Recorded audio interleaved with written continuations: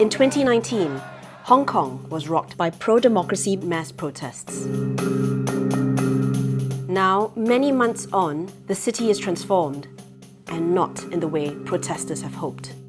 The Chinese government has clamped down hard, putting in place restrictive rules and reforming the way Hong Kong is run.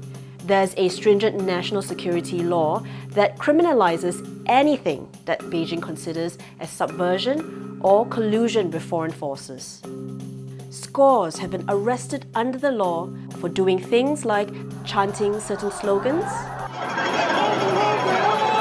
waving this flag, or organizing unofficial election primaries. Those arrested include pro-democracy activists and politicians who face long jail sentences. China's also changed the way Hong Kong elects its local parliament, the Legislative Council. It wants patriots to govern the city, and anyone who wants to run will be screened beforehand. So it's easier to bar anyone seen as critical of Beijing. MPs who are directly elected by the people will also have less power. But why is the Chinese government so intent on crushing dissent in Hong Kong?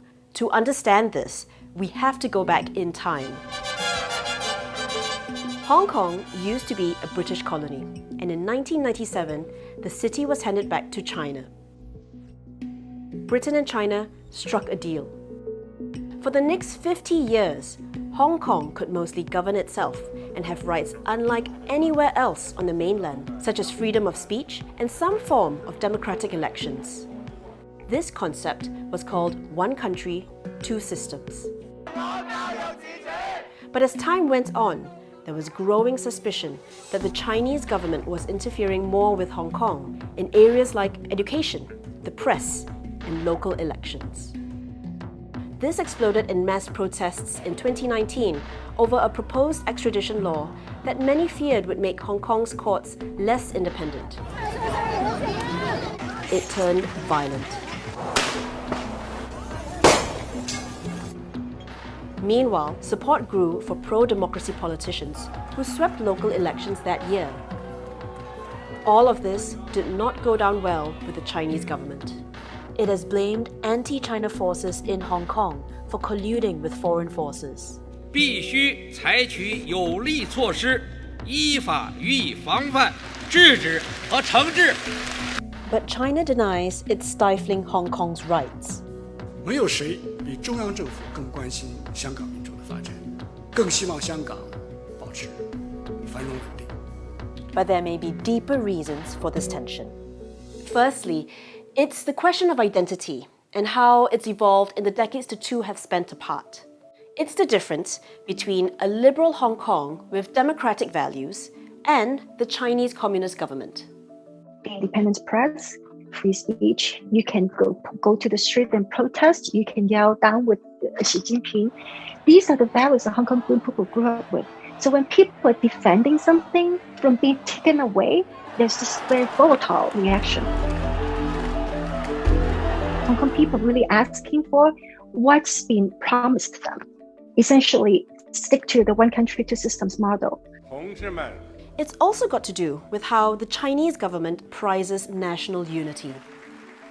Beijing has become more insistent, perhaps strident, on this idea of oneness, on this idea that anything that smells like what it believes is separatism is unacceptable. Based on this belief that they have, that China's weakness owed to its division, and this allowed China to be, in their retelling of history, bullied, invaded, taken advantage of by others.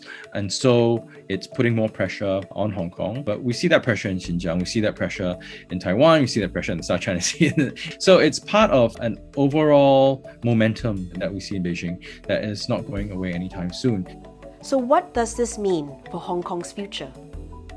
The PRC has so much more resources at its disposal. It will probably try to force Hong Kong to bend to its will. People in Hong Kong will be uncomfortable with it. They will dislike it. Those people who can may wish to move away. Those who can't may try to resist, possibly at great personal cost to themselves. people have to have some kind of optimism to continue. So it may seem naive, but there's always light at the end of the tunnel, and so people are insisting on that. Just resisting the new normal, just insisting on living life as before is everyday form of resistance.